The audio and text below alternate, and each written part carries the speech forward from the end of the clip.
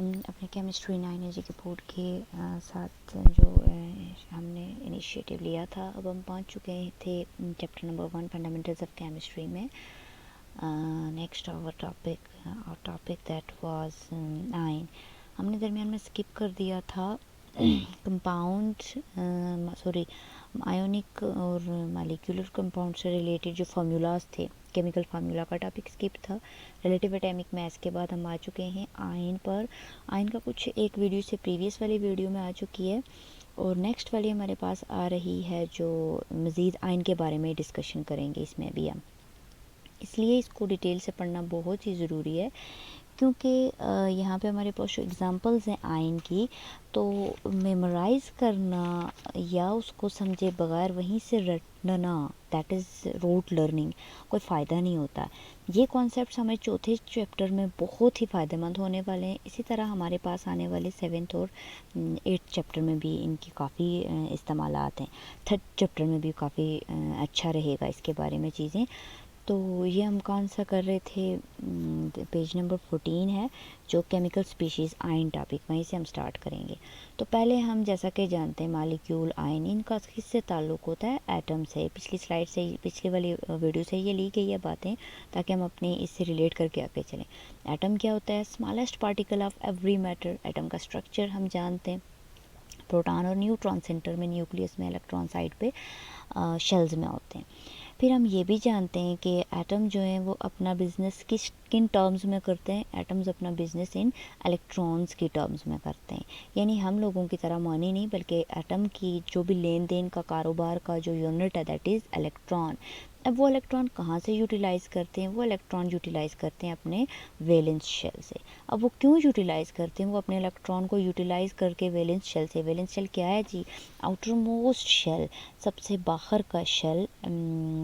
एक एटम के जो भी इलेक्ट्रॉन है सबसे बाहर, उनको वैलेंस इलेक्ट्रॉन, और जो सबसे बैरूनी शेल है, आउटर मोस्ट शेल है, सबसे बाहर वाला, उसको हम बोल रहे हैं वैलेंस शेल। अब इन इलेक्ट्रॉन को क्यों यूज़ करता है, क्यों इसका कारोबार करता है? In order to get stability. Stability के लिए एटम की क्या कंडीशन होती है? एटम की कंडीशन होती है कि अगर उनके पास वैलेंस शेल में 2 इलेक्ट्रॉन हैं या 8 इलेक्ट्रॉन हैं, तो वही एटम स्टेबलाइज्ड होते हैं। इनके अलावा जितने एटम्स होते हैं वो इन नंबरों को अचीव करने की कोशिश करते हैं। दैट मीन्स कि वो स्टेबिलिटी गेन करने की कोशिश करते हैं। तो वो स्टेबिलिटी गेन करने के लिए क्या क्या काम करते हैं? वो अपने एटम्स इलेक्ट्रॉन्स को लूज़ करते हैं, गेन करते हैं, या म्यूचुअली शेयर करते हैं in order to achieve the number octet, that is 2 और 8। यहाँ टर्म्स यूज़ होने वाली थी ऑक्टेट, डुप्लेट, तो वो मैं भी नहीं यूज़ करने वाली हूँ, वो हम अपने चौथे चैप्टर में ही लेकर चलेंगे।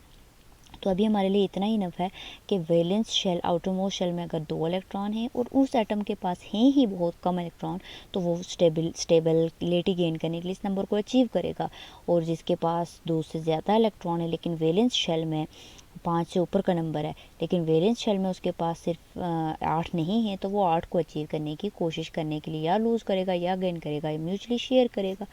अब कौन से एटम्स लूज़ करते हैं? मेटल के एटम्स इलेक्ट्रॉन को लूज़ करते हैं। हम जानते हैं पीरियोडिक टेबल के, एक्सेप्ट हाइड्रोजन, पहला ग्रुप, दूसरा ग्रुप, तीसरा ग्रुप, दरमियान के तमाम एटम्स, एलिमेंट्स, ये सारे के सारे मेटल्स हैं। इनकी एबिलिटी है टू लूज़ इलेक्ट्रॉन।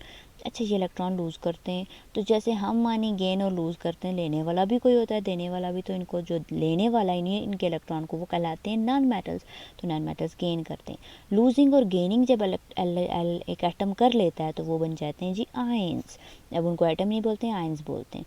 और म्यूचुअली शेयरिंग वाले को बोलते हैं जी मालिक्यूल। और म्यूचुअल शेयर हमेशा याद रखेंगे हम कि वो नॉन मेटल एटम्स आपस में करते हैं।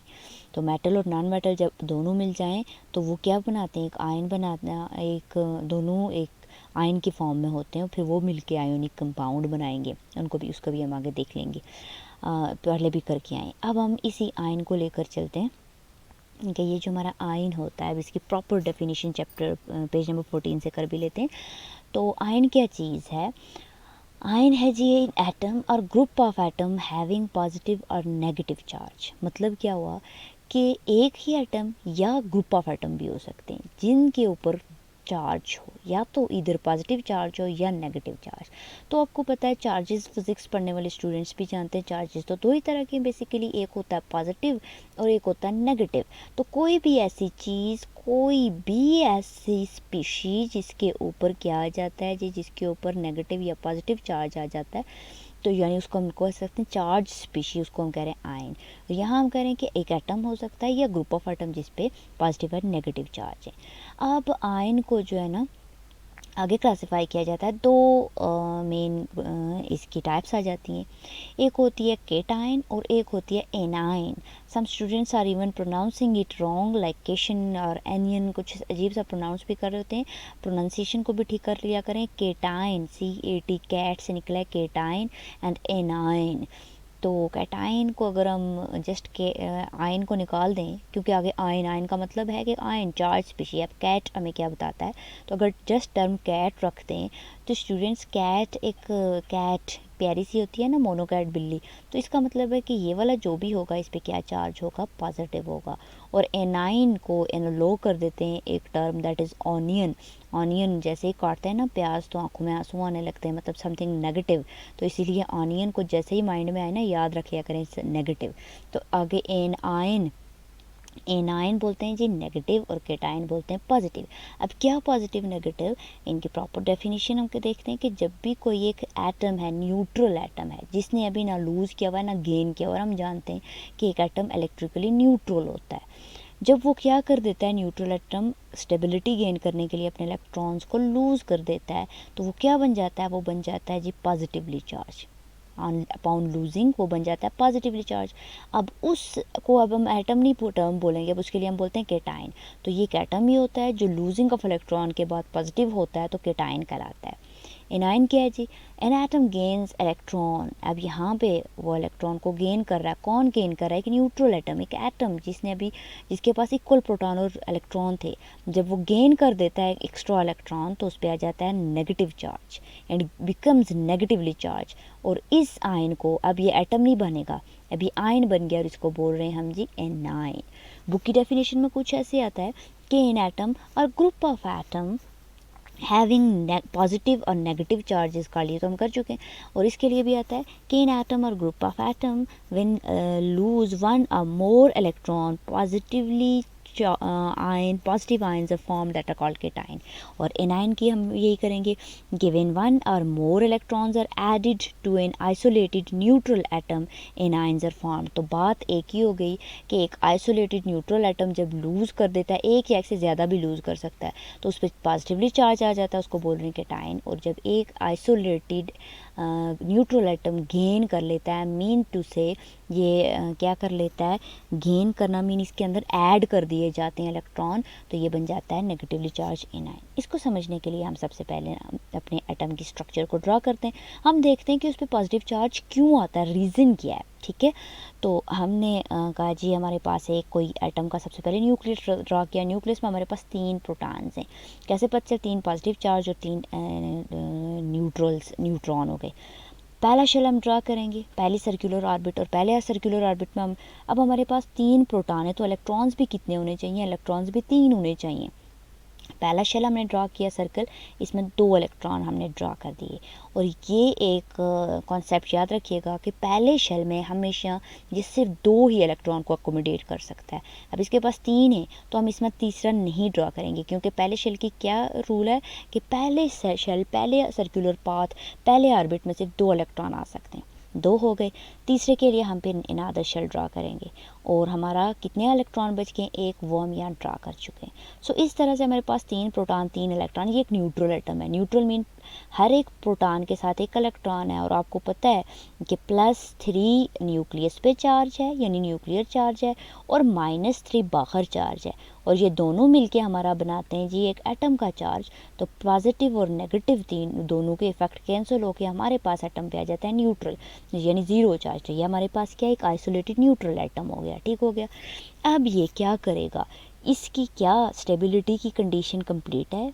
क्या स्टेबिलिटी कंडीशन, एक एटम कब स्टेबल होता है, जब उसके valence shell outermost shell में या तो 2 इलेक्ट्रॉन हो या 8 इलेक्ट्रॉन हो। अब आप इसको चेक करें तो इसका ये जो वैलेंस शेल है इसमें कितने इलेक्ट्रॉन है, ये इसका वैलेंस शेल है। May I write V and S, that mean valence shell.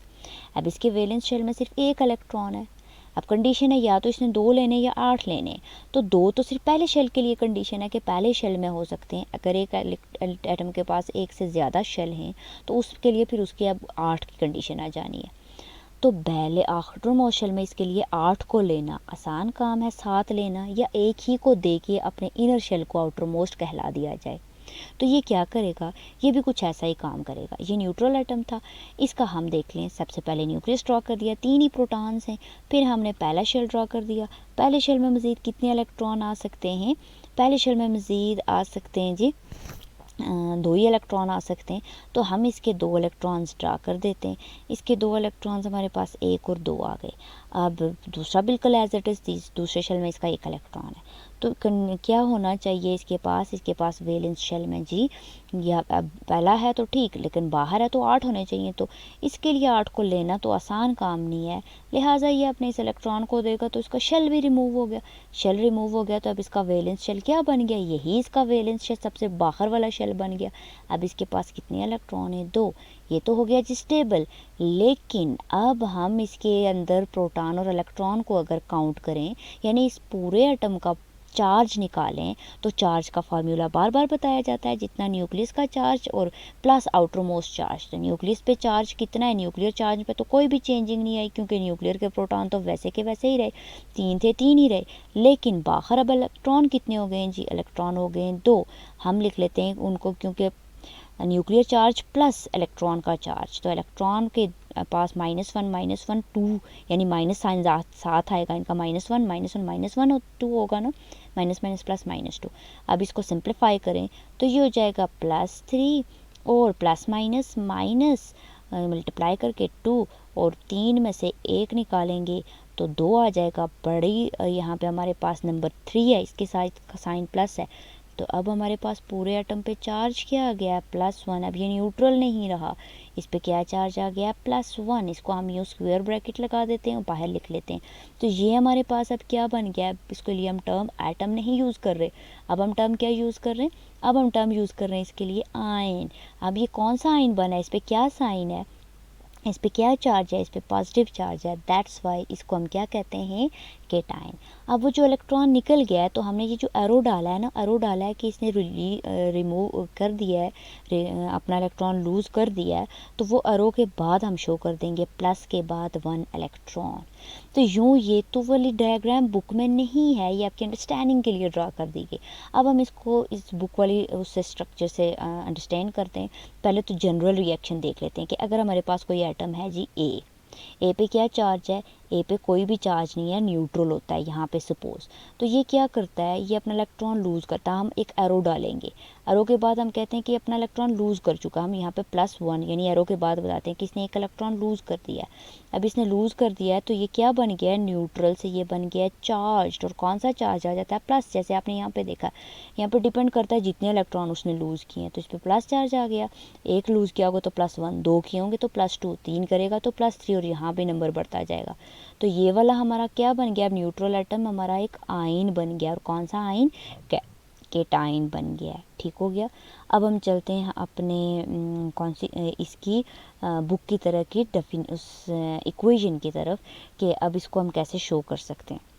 तो ये हमारा एटम था एक्चुअली लिथियम के पास ही 3 प्रोटॉन होते हैं, 3 इलेक्ट्रॉन। ये न्यूट्रल था, इस पर कोई चार्ज नहीं था, इसके इक्वल थे प्रोटॉन और इलेक्ट्रॉन। क्या किया इसने लूज़ किया, उसको हम शो कैसे करेंगे, एरोहेड डालेंगे। जब इसने लूज़ कर दिया तो इस पे आ गया जी +1 चार्ज, क्योंकि इसने एक इलेक्ट्रॉन को लूज़ कर दिया, इसका एक इलेक्ट्रॉन कम हो गया, तो यहाँ इसके पास एक प्रोटॉन ज़्यादा बच गया, वही इसका चार्ज बन गया +1 इलेक्ट्रॉन। ठीक हो गया। तो ये हमारे पास बन गया जी लिथियम का पॉजिटिव चार्ज, जिसको हम बोलते हैं केटाइन। ये केटाइन की हो गई एग्जाम्पल। इस तरह से आप बाकी की भी हम देख लेंगे आगे। पहले हम ड्रा करके अपने एनाइन की तरफ आते हैं। एनाइन के लिए भी हम ड्रा करते हैं। इस दफ़ा हम कोई बड़ा एटम लेते हैं जिसके पास 9 प्रोटॉन्स है, तो 9 प्रोटॉन को अंदर ड्रा करने के बजाय हमने +9 लिख दिया है, क्योंकि +9 टाइम 9 9 ही आएगा ना, 9 प्रोटॉन, तो हमने जस्ट +9 लिख दिया है कि इसके पास +9 प्रोटॉन है। न्यूट्रॉन भी इसके पास 9 है, तो जस्ट 9 नंबर लिखते हैं। अब हम पहला शेल जितने प्रोटॉन हैं अपने कॉन्सेप्ट को स्ट्रेंथन करेंगे। हमें पता है जितने प्रोटॉन होते हैं उतने ही इलेक्ट्रॉन होते हैं। पहले शेल में हम ड्रा करते हैं जी ये लुईस स्ट्रक्चर हैं जो चौथे चैप्टर में बड़े काम आने वाले हैं, तो साथ साथ कर लें, थोड़ी सी पता चल जाएगा, आगे जाके बहुत आसानी हो जाएगी। तो पहले शेल में हम कितने ड्रा करते हैं, पहले हम शेल ड्रा करते हैं, उसमें एक इलेक्ट्रॉन 2 ड्रा हो सकते हैं। पहला शेल कितने ले सकता है, 2 ही इलेक्ट्रॉन ले सकता है। अब हम ड्रा करते हैं दूसरा, टोटल हमने 9 पूरे करने। अब याद रहे पहले में सिर्फ 2 हो सकते हैं, उसके बाद आपने हर एक शेल में 8 कंप्लीट करने, 8 के बाद आप जाएंगे आगे। 2 तो हमने ड्रा कर दिए, टोटल हमने बनाने थे जी 9। अब बाकी कितने बच गए, बाकी हमारे पास बच गए हैं 7। तो हम ड्रा कर देते हैं पहले 1 2 ऐसे करके 1 2 फिर 3 4। पहले आपने 4 नंबर पूरे करने, 1 2 3 4 और फिर ये 5 6 7। तो 1 2 3 4 5 6 7 8 9 नंबर पूरे हो गए, 9 प्रोटॉन 9 इलेक्ट्रॉन, ठीक हो गया। अब हम चेक करते हैं इसका वैलेंस शेल कौन सा है जी, सबसे बाहर वाला, ये दूसरे नंबर, ये 2 ही शेल हैं इसके पास। दूसरा है, इसमें कितने इलेक्ट्रॉन है, इसमें टोटल ये हमारा क्या हो गया जी VS वैलेंस शेल, और दूसरा नाम क्या है वैलेंस शेल का, आउटर मोस्ट शेल, ठीक हो गया। आउटर मोस्ट सबसे बाहर वाला शेल, ठीक है। तो I am just writing O. Outermost shell में हमारे पास हो गए 7 इलेक्ट्रॉन। वैलेंसी कंडीशन क्या है, स्टेबिलिटी कंडीशन क्या है, 2 या 8। अब यहाँ हम तो 2 को नहीं ना फुलफिल करने वाले हैं, 2 से ज़्यादा शेल हैं। यहाँ पे हम चेक करेंगे कि क्या हमारे पास 8 के लिए क्या कोई बचत आ रही है, क्या कुछ हो रहा है। तो इसके पास हैं जी टोटल 7, इसने बनाने हैं 8। कौन सा नंबर गेन करना है, 8 का। इसको चाहिए जस्ट 1 इलेक्ट्रॉन अपने 8 को फुलफिल करने, या अपने इस पूरे को लूज़ करके अपने इनर को 2 को दे। तो वो तो इसके लिए इतना आसान काम नहीं है, बचत का काम नहीं है, अच्छा काम नहीं है। तो ये बेहतर है कि 1 इलेक्ट्रॉन को ले ले और ये क्या कर दे, स्टेबलाइज हो जाए, 8 की फॉर्म बना दे।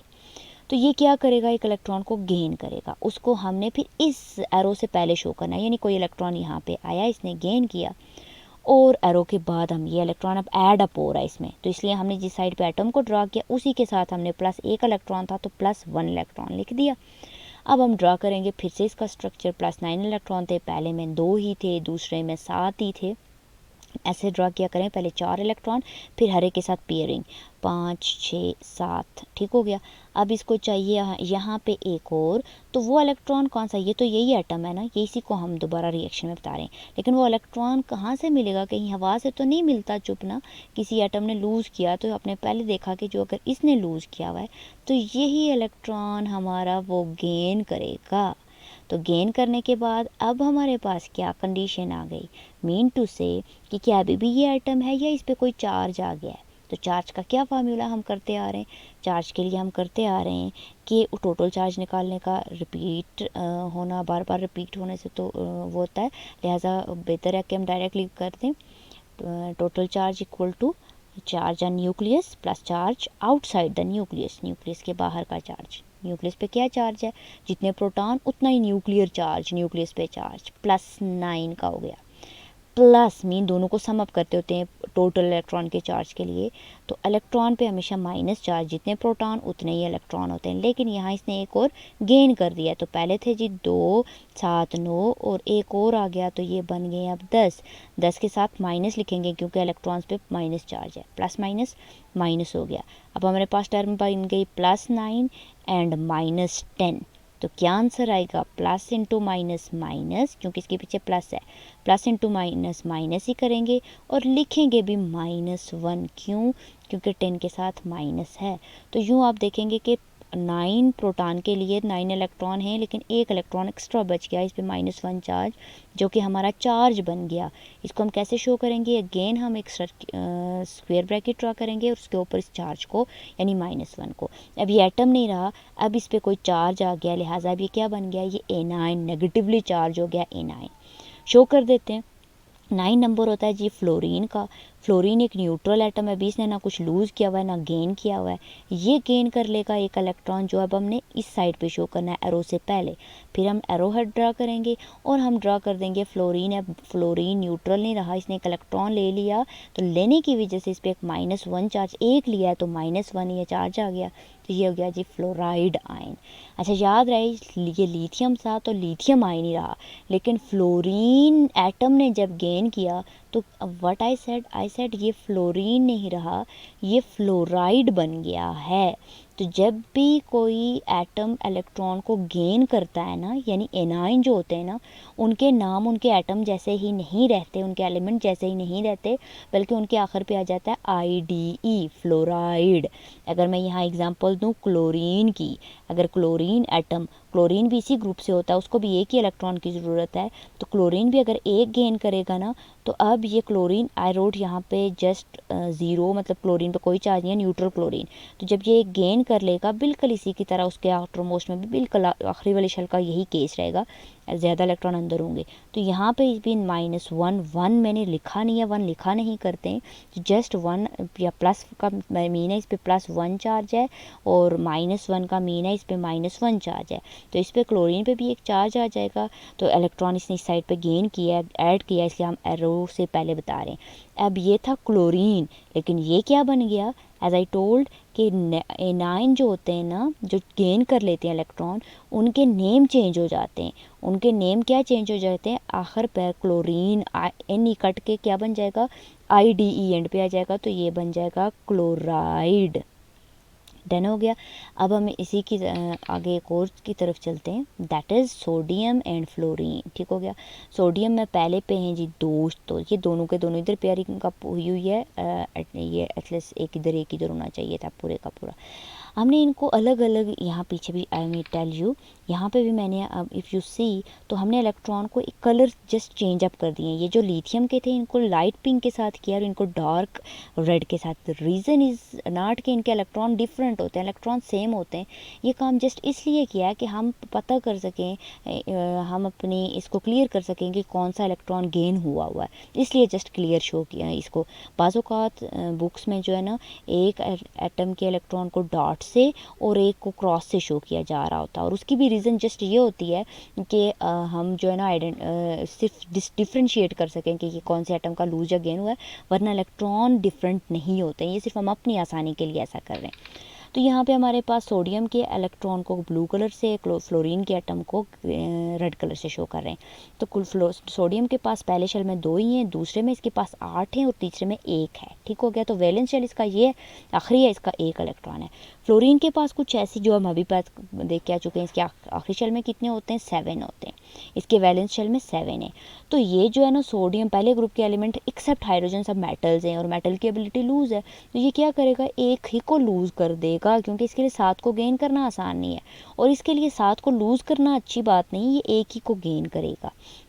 तो हम देखेंगे कि क्या हो रहा है। ये भी न्यूट्रल एटम्स हैं, अभी इनके पास जितने प्रोटॉन्स हैं ना, उतने ही इलेक्ट्रॉन्स हैं।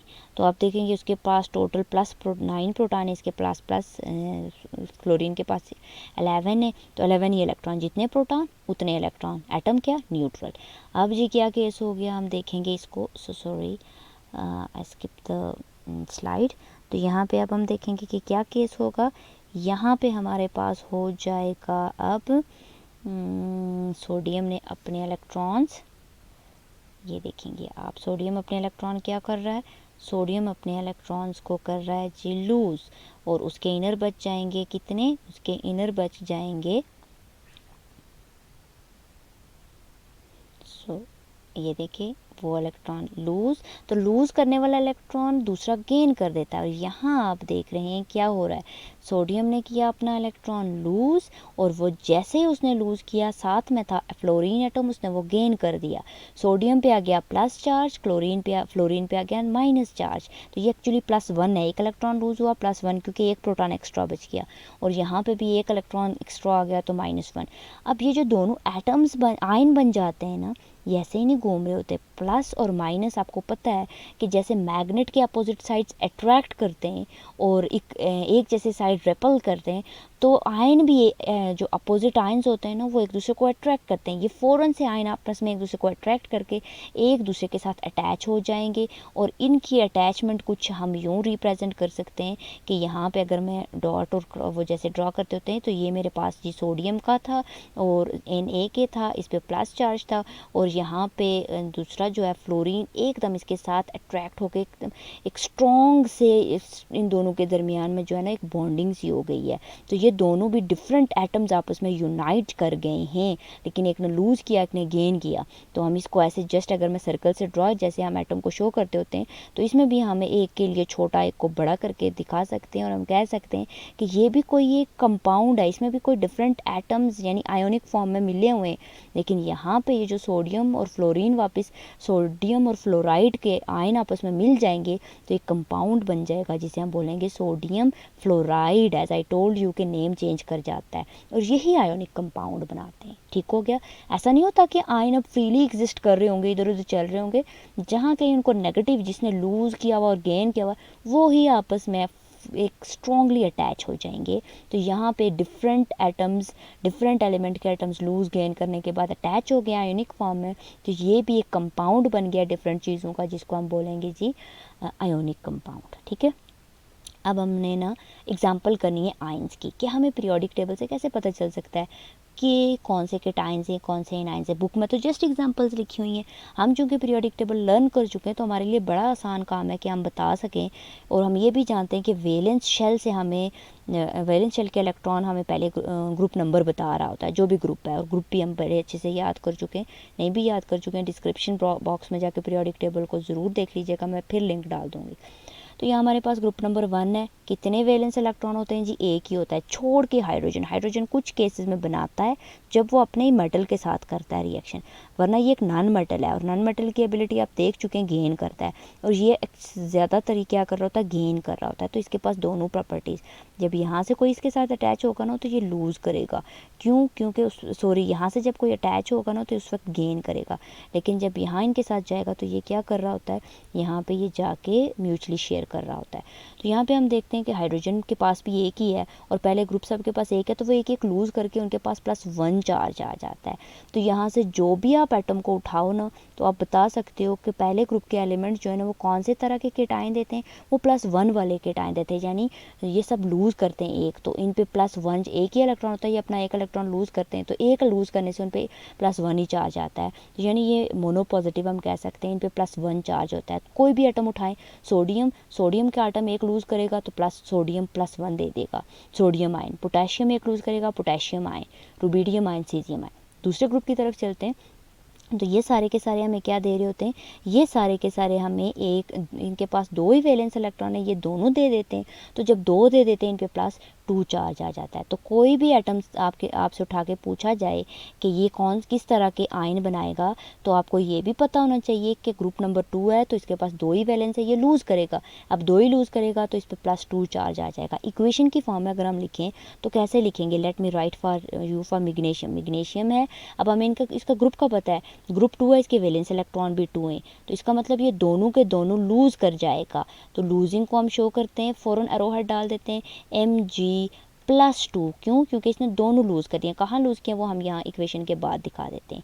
तो यूँ हमें पता है 2 इलेक्ट्रॉन लूज़ हो गए। ठीक है। तो पूरे ग्रुप के लिए यहाँ बस मैग्नीशियम और मैग्नीशियम चेंज होता रहेगा, बाकी इक्वेशन इसी तरह, जैसे Ca पॉजिटिव 2 इलेक्ट्रॉन, स्ट्रॉन्शियम 2, पहले न्यूट्रल एटम ही होता है ना। तो यूँ हमें पता चल गया ग्रुप नंबर 2 सारे के सारे ग्रुप नंबर 2 के इलेक्ट्रॉन Mg2 यानी पॉजिटिव 2 की फॉर्म में देते हैं। इनके लिए अगर मैं जनरली लिखूँ तो ये भी मेटल्स होते हैं। ग्रुप 2 है तो ग्रुप 2 के मेटल्स को M से लिख लेते हैं, और ग्रुप 2 के जितने एलिमेंट हैं, मैं जनरल टर्म यूज़ कर रही हूँ, मतलब अब M की जगह उनके नाम आप लिख सकते हैं। तो M+2 इस तरह से भी +2 लिख सकते हैं, और +2 के बाद भी प्लस लिखा जा सकता है। ठीक हो गया। और +2 इलेक्ट्रॉन लूज़ करते हैं, तो मतलब ग्रुप नंबर 2 पे सब पे इलेक्ट्रॉन पे क्या चार्ज होना है? +2 चार्ज आ जाता है। ये यानी +2 कैटाइन बनाते हैं, लेकिन 2 चार्ज के साथ, डाई पॉजिटिव। तीसरे अब दरमियान में आपको पता है ये कुछ जो शो ये अभी जस्ट इनके साथ इसलिए लिखे हुए हैं कि आगे जहाँ जहाँ हम रिएक्शन में शो करेंगे, हम बताएंगे ना, तो आपको पता है मेटल का काम ही लूज़ करना होता है। तो बस यहाँ आप देखें दो तरह के भी आयन देते हैं, इनके बारे में इतनी डिस्कशन नहीं करने। हम अपने ग्रुप नंबर 3 की तरफ चलते हैं। 3 का मतलब क्या है? ग्रुप 3 वैलेंस इलेक्ट्रॉन 3, वैलेंस 3, तो तीनों के तीनों लूज़ कर जाएंगे। तो लूज़ करने से उन पर चार्ज भी क्या आ जाएगा जी? +3। तो एग्जाम्पल हम देखते हैं एल्यूमिनियम। एलुमिनियम का न्यूट्रल एटम हम ड्रॉ करते हैं और एलुमिनियम क्या करेगा, गेन करेगा, लूज़ करेगा, तो लूजिंग वाले के लिए फ़ौरन एरो हेड डाल देते हैं। यहाँ पे हम लिख लेते हैं जी Al, कितने लूज़ हो गए, 3 लूज़ हो गए, तो 3 पॉजिटिव हो गया जी, और लूज़ होने वालों को हम आगे शो कर देते हैं 3e इलेक्ट्रॉन्स, मतलब 3 लूज़ हो गए, ठीक है। तो जनरल इक्वेशन हम क्या लिख सकते हैं, m ही लिख लेते हैं, हम मेटल्स ही हैं, इसमें हमने लूज़ कर दिए हैं, तो m पे क्या चार्ज आ गया, यानी इसके ग्रुप के एलिमेंट से अगर आपसे पूछें कौन से किस्म के चार्ज बनाते हैं, केटाइन बनाते हैं, और चार्ज कितना होता है उन पे, +3 होता है। क्यों 3 होता है, क्योंकि वो 3 इलेक्ट्रॉन जो है वैलेंस रिलीज़ कर देते हैं अंदर, उनका स्टेबिलिटी कंडीशन हो जाती है 8, स्टेबिलिटी कंडीशन फुलफिल हो जाती है, 8 रह जाते हैं।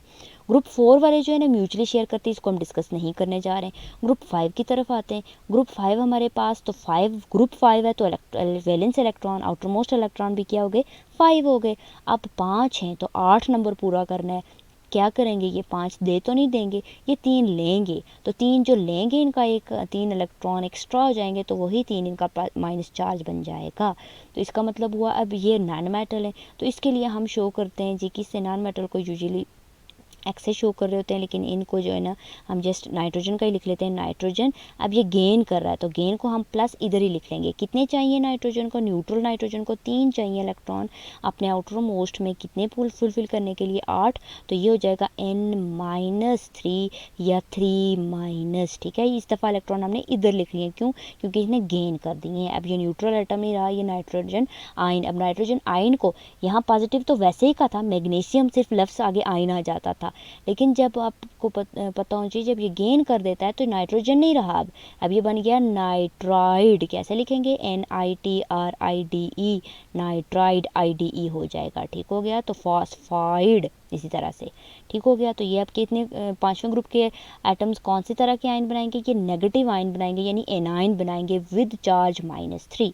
ग्रुप 6 की तरफ चलते हैं। ग्रुप 6 हमारे पास किस तरह के चार्ज बनाएगा जी, ग्रुप 6 हमारे पास बनाएगा नेगेटिव ही लेगा, क्योंकि ग्रुप 6 है, तो 6 का क्या मतलब है, 6 इलेक्ट्रॉन।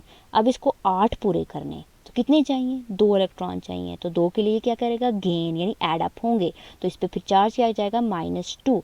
तो हम देख लेते हैं ऑक्सीजन की इक्वेशन हम कैसे लिखेंगे, O, फिर ये न्यूट्रल एटम है, इसमें कितने चाहिए, इसको 2 चाहिए, तो +2 इलेक्ट्रॉन, और हम इक्वेशन डाल देते हैं। तो इक्वेशन के बाद हम लिख लेंगे, अब 2 इसमें ऐड अप हो गए, तो इस पर चार्ज भी क्या आ गया जी, जितने लेता है उतने ही 2 नेगेटिव इस पर चार्ज आ गया, ठीक हो गया।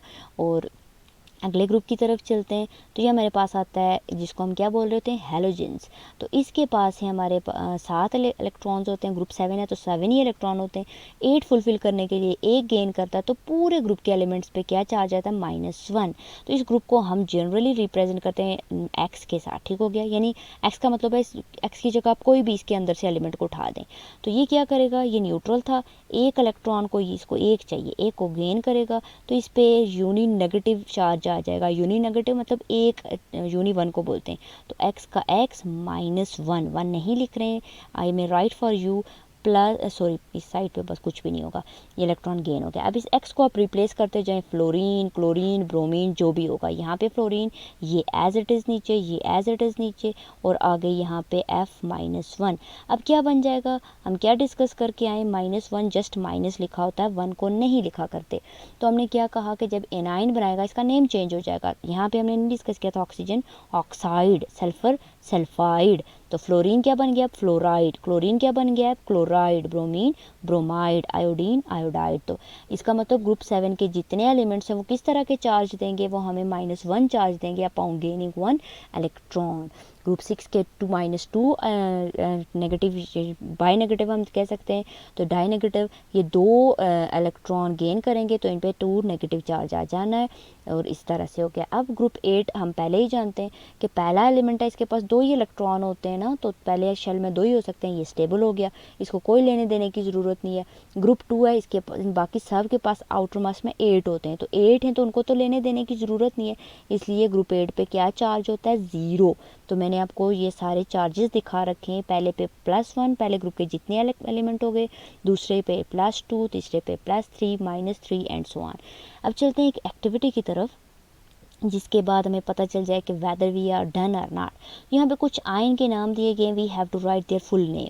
तो यहाँ हमारे पास पहला आ रहा है जी Ba+2, कौन से ग्रुप से होगा? +2 चार्ज कौन से ग्रुप के एलिमेंट पे आता है? ग्रुप नंबर 2 से, क्योंकि वही अपने 2 इलेक्ट्रॉन लूज कर देते हैं। तो आपको पता है कि पॉजिटिव आयन का चार्ज जो है ना, सॉरी, पॉजिटिव आयन बन भी जाए तो उसका नेम वही रहता है, चेंज नहीं होता। तो ये बेरियम था तो बेरियम ही होगा, सिर्फ आगे हम लिख लेंगे अब ये बेरियम एटम नहीं रहा, अब ये बेरियम आयन बन गया क्योंकि इस पर चार्ज आ गया, ठीक है। तो बेरियम आयन ही लिखेंगे।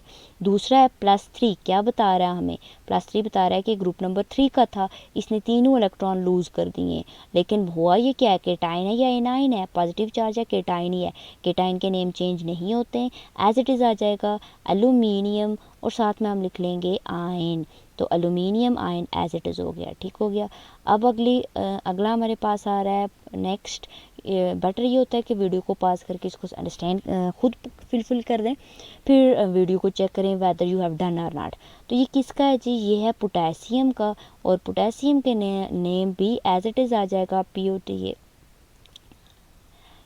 पोटेशियम, बट साथ में क्या लिख लेंगे, क्योंकि अब ये एटम नहीं रहा, अब ये आयन बन गया, इसने इलेक्ट्रॉन गेन कर दिए।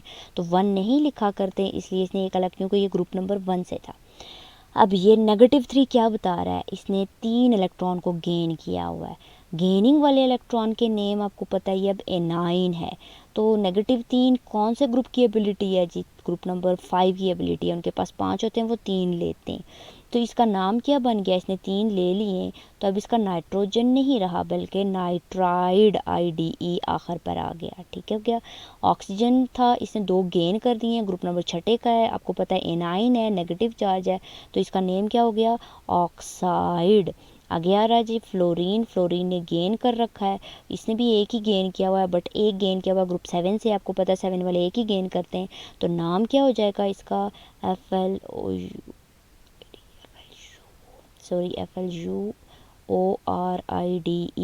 इसका नाम हो जाएगा फ्लोराइड, ठीक हो गया।